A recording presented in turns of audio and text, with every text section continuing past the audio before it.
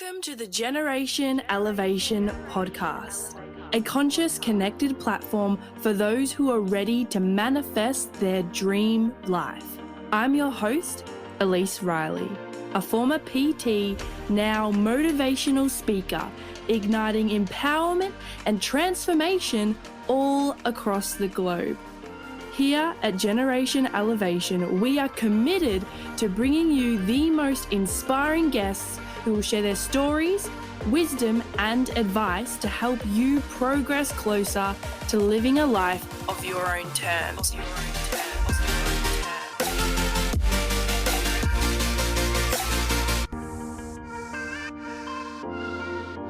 Welcome back to another episode of Generation Elevation. Today, I am super excited to have a special guest on the show. I know I say that about every guest, but I'm just so excited to have this person on today. So he's the owner of the Mount Macedon winery, which is northwest of Melbourne City. And he has had a career in the AFL for the past 13 years. He's currently the co-captain of the Richmond Football Club. And with that said, I would like to introduce to you my friend, Dylan Grimes. Hello. Thanks very much for having me. It's good to be here.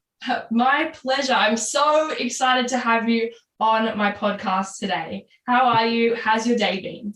Yeah, really good. I'm currently in quarantine, so this is a perfect distraction from being stuck at home. It's a really nice way to brighten up the day. So no, I'm really happy to be here. Oh, awesome.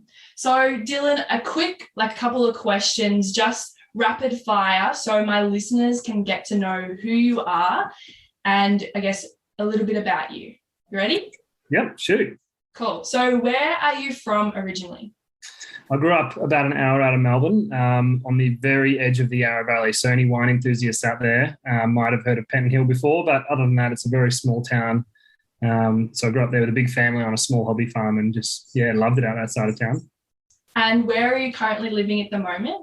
So I split my time between Melbourne and the farm up here in Mount Macedon. As you alluded to, my wife and I, we run Mount Macedon Winery, which is a small vineyard, but a business that we've been running for about 5 years now. So we host all kinds of celebrations up here, but essentially, we've got a restaurant and cellar door and then do a lot of weddings as well, and kind of use the wine that we produce and the beer that we brew as well through those businesses. So loving kind of both sides of my life in regards to the farm and then footy as well. Oh, awesome. And how old are you? I'm 30. 30, amazing. And currently, what position do you tend to play most in AFL? Yeah, so I'm one of the deeper backs. So I'm what they call, for any non-footy fans, a key back. So my role is to kind of try and stop the big forwards along with the other key back. And interestingly, I've actually never played any other position, which is really rare. Most players move around a little bit. So, for the last 13 years, I've been in the same spot. And, I'm still learning all the time. So, just honestly, just really enjoying it still, even after all these years. Yeah, amazing. And what's your favourite book? Oh, that is such a good question. I've got a few. Tuesdays with Morrie. Have you read that one? No, I have not. By Mitch Albom. It's so good. Really, really good. There's another one by Viktor Frankl, Man's Search for Meaning. Yes, that is definitely on my list. Yeah, that's a really good book. I was actually lucky enough to go to the concentration camp and I bought my copy of the book from the concentration camp that he was actually at, where the book was based. So, wow. That's one of my prized possessions, that copy. So, they're probably two of my all-time favourites. Awesome. That's so powerful. That's definitely on my list, that last one.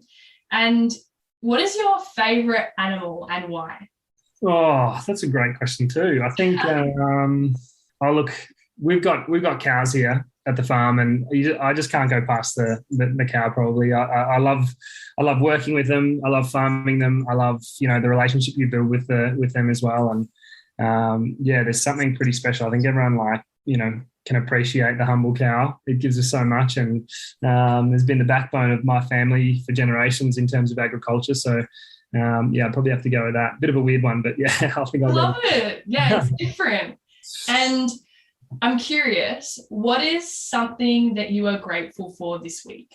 This week, Look, I think the biggest thing for me, I'm in quarantine at the moment, so the biggest thing for me has been just the ability to have a bit of space. Like I feel so grateful at the moment just to have like really simple things like a comfortable home, a wife that I really enjoy spending time with, even in quarantine.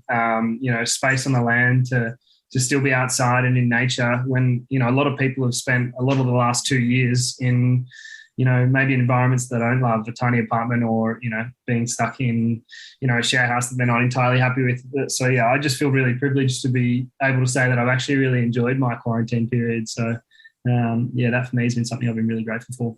Beautiful. So I'd love to get into a bit about your story, Dylan. And in your bio, I mentioned that you've had a career playing professional AFL for 13 years. So were you playing really young, and did you always know that you wanted to get into like the professional level for this sport? Like, tell me about your story and how you. Yeah, sure. A lot of Melbourne families. Our family was into football as a supporter, but for me, I wasn't a really super talented junior. So the pathway to AFL wasn't like I wasn't destined to play, if that makes sense. And it was only until one of my older brothers, Jack, he got drafted and actually, coincidentally enough, co-captained the Melbourne Football Club, and he played about 100 games there. And I remember seeing his pathway into the AFL, and that was kind of the first time that I'd considered like, oh man, that is something I'd really love to do. I probably fell in love with the training aspect and like learning to push your body and see what you can get out of your body physically. Probably first before I fell in love with footy, if that makes sense. So yeah, I was right into running and really worked hard on becoming a fit player even before football. So then when I started playing football, because I wasn't the most talented, I think that was the thing I could kind of rely on, was like my ability to run and work hard and, really kind of enjoy training and that sort of stuff and pushing myself in that way. When I was a junior, I was just playing, kind of battling away, definitely not, the best player in the team or anything like that. I was just kind of enjoying footy and enjoying pushing myself. And then, the closer you kind of get to draft age, which for us was 18, the more serious things kind of got. And what happens with the AFL draft is you finish school, and about kind of like a month or two after school finishes, you go to draft camp, and then you go to, you nominate for the draft. And if a coach wants to pick the player, they'll nominate, and it's basically like a bidding war to see who wants to pick that player first, and away it goes. And I remember draft night, I was hopeful, but I wasn't confident that I was going to get drafted. And the thing about draft night is you could go to the other side of the country in an instant and be away from your friends and family, or be drafted, in my case, to a Melbourne-based club, which was really lucky. But anyway, the draft night comes around, and I'm really, really, nervous and anxious about what's going to happen, and I miss out on getting drafted. And that was probably the single most challenging period of my life, that kind of what next period where I didn't know what to do. I felt like all my eggs were in that one basket, and footy was kind of my identity in a lot of ways. Then about 2 weeks after that's the national draft. After that, there's a rookie draft, which is essentially, it's a 1-year contract that basically gives players the chance to prove themselves. And again, I was hopeful, but I wasn't confident going into that draft, and I was lucky enough to be picked up by Richmond.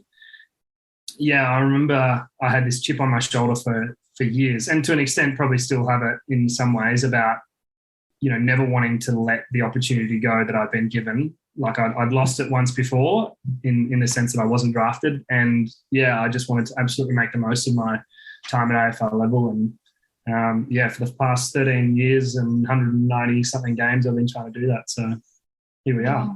Wow. Okay. So that's really cool. And what really struck out to me within that was how you mentioned you weren't per se the most talented. However, your ability to have faith and your desire of what you want kind of outweighed your talent, really. And then therefore you were able to still manifest that opportunity. So you mentioned that you weren't confident.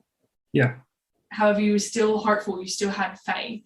So I'd love to go into that a little bit more around your mindset, especially around things that you want, and then potentially having those limiting beliefs and that inability to like feel confident in what you're doing come up for you. Like, how has that impacted your journey? Yeah, so I think for me, I think I just I channeled that self-doubt into what I could control, which was things like, how much running I did in the breaks, how fit I was leading into training, how well I could prepare for training and things like that. So I really, also things like how coachable I was. So when the coach was saying something, how much should I try and absorb it and really like show him that I listened to it and cared about the feedback. So yeah, it sounds kind of nerdy, but in a way I was kind of like the most, I suppose, willing player to do everything like that involved training and preparation. So yeah, my life was kind of consumed by that in a pretty large way. And I kind of look back on those years and wonder, I probably should have had, maybe I could have had more fun, or maybe I could have, lived a more balanced life, because it was all footy for me. And then I kind of think in the same token, like there's no way that I would have, probably been where I am now, but then also have learned what I'd learned over those years, and the foundation of kind of hard work that I'd put in then, I feel like has still held me in good stead now. Mm-hmm. But yeah, when it came to self-doubt, I just honestly feel like I just was able to channel into the one thing or the two things that I was confident about, which was, my preparation, my ability to work hard at it. Because you can really control those regardless of how talented you are. So yeah, I just kind of funneled the self-doubt into those two actions, I suppose. Yeah, so focusing on what you could control rather than what you couldn't. Yeah, 100%. And that's a huge part about, really mindfulness and being present and, all forms of life, any kind of, whether you're an athlete or you're in work or, whatever, even as a parent, I feel like that is just the cornerstone to being good at whatever you want to do is really being conscious of the fact that the only thing you can impact really is the things you can control and the things right now. So yeah, I think the more realization and awareness you can bring to that, the better you'll be. And with that, you mentioned mindfulness and presence and how that can be applicable not just to professional sport, but also everywhere in your life, your health, your relationships, your career. So I guess, what does mindfulness and presence mean to you? I'm so glad you asked this question, because so some of your listeners might have heard of Emma Murray. I know you're familiar with her. Yeah. But she's a really dear friend of mine and someone that I owe so much of my, entire football success to. So I'll rewind a bit to how I kind of met Emma and how I was kind of introduced to mindfulness. So for me, mindfulness was like, my relationship with mindfulness before Emma was, I thought it was like sitting cross-legged in some cave, wearing orange, possibly shaving my head bald. That kind of level of mindfulness is what I was picturing. And yeah, I'd struggled in the early part of my career. So I'd been drafted. I'd had a lot of injuries, and I honestly think these injuries came from me overworking and doing what I was talking about, like channeling that self-doubt into hard work. I actually think I did too much hard work and really exposed myself. So that was kind of that. And then I kind of got to the point in my career, I think I was in like my 4th or 5th year, and I just returned from injury. And I was introduced to Emma as like a way of kind of working with injury, not a way of performing. And I remember like in my first interview with Emma, or first session with Emma, we sat down together and she goes, "So what's going on?" And I was like, honestly, like I feel like I've got so much more to give. And everyone kind of says that, but I genuinely feel like if you made up a footballer, and in terms of you put all the like characteristics of a good footballer down, like speed and strength and run, endurance and intellect and all these things, this cocktail of assets, I feel like I've got enough of each that would make me a good footballer. But for whatever reason, like in the gym or on the training track, I just can't translate that physical ability into performance. And there was a real kind of gap for me. And I remember telling that to her, and she was like, "Well, if you're like fitter and stronger and faster, understand the game better than the next person, like you should be a better player than the next person. So like, let's work on what that gap is and what that roadblock was for me. And yeah, for me, it was like a lot of work about connecting with what I was actually doing best when I was performing well. And honing into kind of mindfulness is about being present, but then there's like performance mindset as well that we really worked hard on. So when that first ball is bounced, what kind of state are you in emotionally and psychologically to perform? So people call it flow, but there's lots of different names for it. But how often and for how long can I stay in flow in a week-to-week basis in game for a whole season, for a whole career? So yeah, that's kind of been my work with Emma for a long time now. And that was my introduction and what's been my experience with mindfulness for a long time. I love that answer so much. And yes, like I absolutely love Emma Murray and the work that she's doing. Very much so look over to what she does with you and the other people that she works with. Yeah, she's a superstar. Yeah. And so with that said, so the flow state, would you say that's similar to the optimal state of arousal? Is that similar? Yeah, I definitely think it's part of it. And for me, I think that I had my idea of optimal performance arousal was so far off. Like I thought that it was, I mean, you can picture like for anyone who's played like sport and particularly a physical sport, it's like before the game, it's like rah, rah, rah. There's a super high energy. And then like, it's almost like the adrenaline is just oozing out of the change rooms. And then you run out on field, and then you're expected to memorize like what plays and structures you're meant to run. And then also like when you're under pressure, not have that kind of, or you don't lose composure. Like it was just, for me, I realized I was way too aroused going into games. And yeah, that was a real learning point for me. And for me, I've done a little bit of work with like younger athletes at Cedar College in Melbourne. And when I was presenting to them, I mentioned how like the state of flow or optimal arousal for performance can be different depending on like the skill acquisition of the sport, of the type of personality of the person as well. So would you consider yourself an extrovert or an introvert? I think I'm a bit of I chop and change. I think in some scenarios I'm introverted, in some scenarios I'm extroverted. Definitely when it comes to football and my role, I have to be a bit extroverted. But yeah, I think every leader and every kind of experienced athlete will kind of say the same things. Like there's times to really step into one or the other. And I think good leadership is about kind of knowing those times. And so, yeah, definitely need both. Yeah, so having that level of presence and awareness of self so that you have the flexibility of behavior to go rah, rah and hype yourself up when you need to, but also then come back to that flow and that presence so that you can remember like plays and tactics that were planned before. Yeah? Yeah, exactly. Yeah. Amazing. Yeah. And I'm curious, what would be like some like 3 things that you do to get in flow? Okay. So for me, I think there's quite a few steps for me that like I reckon the first thing, if I ever start to doubt or, and Emma uses this technique so regularly, but she says you need to give yourself evidence. So evidence of times that you've done well, like put it actually in front of you. So like I'm meant to be playing a game tomorrow. I haven't trained all week.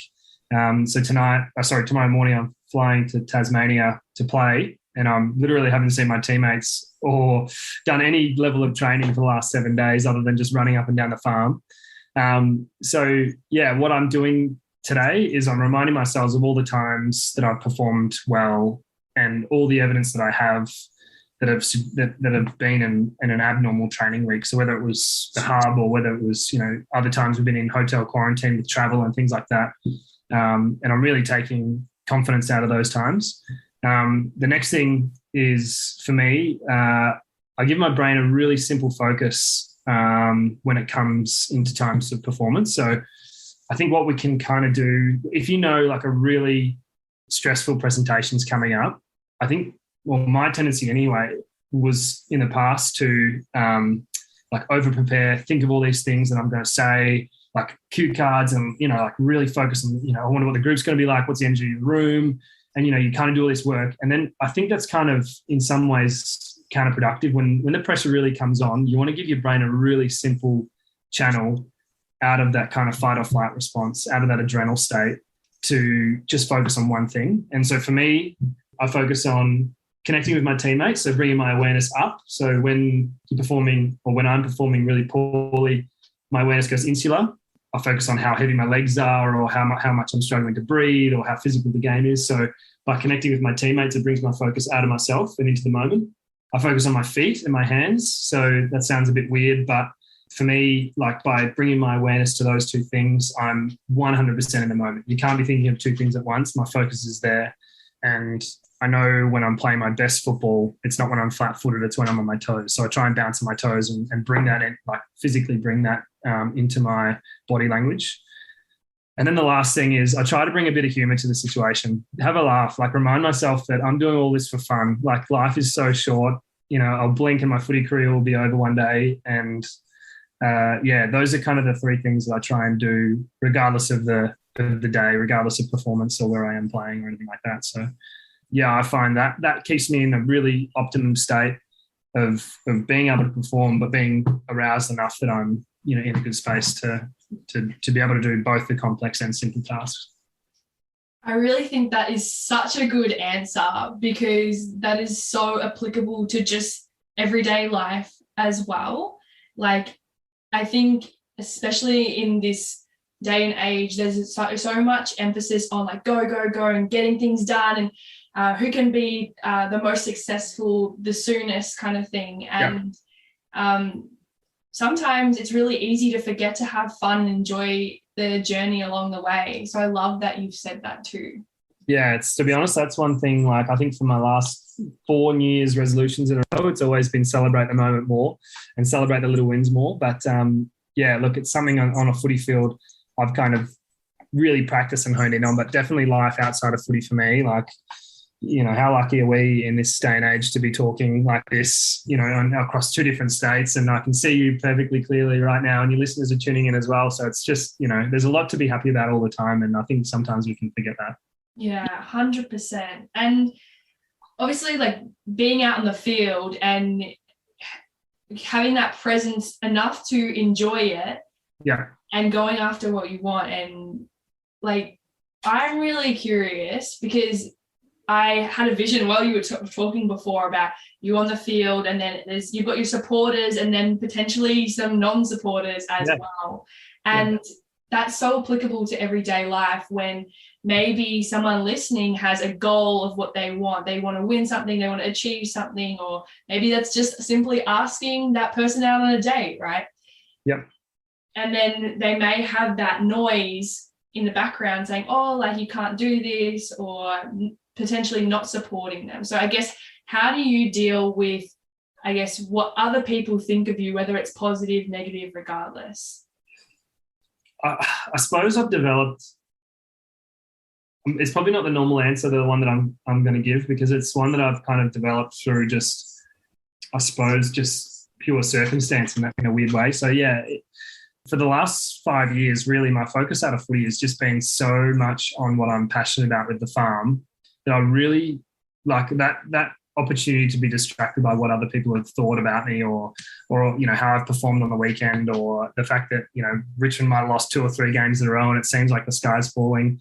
For me, I've been really lucky to have something that I've been able to channel kind of my thoughts and my energy into outside of thinking about what people might think of me, or the negative press, or the what people have written about me in the media and that sort of thing. So there's no doubt, like, absolutely there's times when I get bogged down with that sort of stuff. And I think every athlete will have experienced it if they've been playing their sport for a while. I think for me, having something that even in those pretty dark times, you can channel yourself into something positive, I reckon that's been so powerful for me. So I wouldn't say it's been a conscious kind of thing that I've deliberately done. I think it's happened a little bit out of circumstance. But yeah, I think me at my worst is absolutely like reading the newspaper, concentrating on what the footy commentators are saying about me or Richmond, and kind of buying into that I'm just going to call it a shitstorm of like, journalists and opinions and, all that sort of stuff. Being a part of that for me is like, definitely me at my worst. So the contrary to that, me at my best is after a, win, lose or draw, I'm doing what I love out here on the farm and getting to spend time in nature because I really feel like that's me and my happy place. So, yeah. Maybe you can remind me of that after we lose in the next few weeks. And yeah, I'm going to ask you the question again. Exactly. That's cool that you said that because I literally did a podcast not long ago on the power of an unwavering focus and how having a singular focus of what you want. And I told the story of Ulysses, the Greek god who sets out to sail to new land. However, there's sirens that can come and attack the salesman and things like that. So it's like when you have your focus set on like what it is that you want and focusing on you and your journey, your path, then like the outside noise, you kind of don't hear it out of circumstance, like you said. Yeah. So you're to me, not focusing on it. I think like, whether for me it's the farm, but for, someone else it might be connecting with their local community, the friends that they're closest to, or it could be nature. It could be just as simple as like no social media for 2 or 3 days after a performance, like something as simple as that. But I think whatever it is, you have to find what works for you and what kind of keeps you in the right mental space, because, the journey's a long one. Like if you have that kind of pressure on you for, and you're buying into that, you're on that roller coaster after, might not for a little while, but eventually it's going to weigh you down. Yeah, I could imagine. And you spoke about identity before, and I feel like this is a perfect transition into that because you mentioned like you have your footy, but you also have the farm and you can focus on the farm when things like a shitstorm happens, right? Yeah. So I would love you to elaborate on the importance of identity and not having maybe one sole thing, all your eggs in one basket, like you said before. Yeah. Look, I think it's good practice for anybody, like whether you've found your career and you're in your calling or whether you're still kind of on that journey of figuring that out. For me, I think it's so important to have, things that you're actually really interested in. Like, it sounds counterintuitive, but I remember when I was first started playing, I was in my second year and our coach, which is our current coach, Damien Hardwick, told every player in a team meeting that you weren't eligible for selection unless you were doing some kind of study, work experience, or personal development off field. And that completely like threw shockwaves to the footy club. Like for so long, every player had just been about footy. And that was like what was going to make me a better player is focusing on footy. To have the senior coach hop up and say, actually, no, you guys need to live a balanced lifestyle. We need to change how this is, how we're doing this. And all of a sudden, these guys were set free for the first time in a long time to go pursue all these hobbies that they'd kind of neglected for a long time, and passions. And for me, it was like I studied aviation for a little while, so I was flying small planes. I studied building management, and went to uni and just like tried all these different small courses. I did a barista course to see if I wanted to work at a cafe. I did all these I did coaching as well, and I think for me, it made me such a better player to kind of find different things away from footy that, really challenge kind of different parts of your brain, put you in a different comfort zone. Like for me, flying a plane was so far out of my comfort zone. But it helped me step my way closer to what my other passion was away from footy, which was, what I'm currently doing now at the farm. So, I can't speak to how critical that is for people in any stage of their work cycle to have hobbies away from work. That's so cool. And this actually really resonates with myself at the moment, and how like maybe 2 years ago, my whole ego, my whole identity was based around being a personal trainer. Yeah. And so when COVID happened, I couldn't go to the gym. I couldn't train people face to face anymore. So it was kind of like that big shock wave of like, oh shit, like what next? Yeah. And recently I learned about how Tony Robbins speaks on the 6 human needs. Have you heard of that? No, I haven't. Cool. Well, so the 6 human needs, there's certainty, variety, significance, connection, growth, and contribution.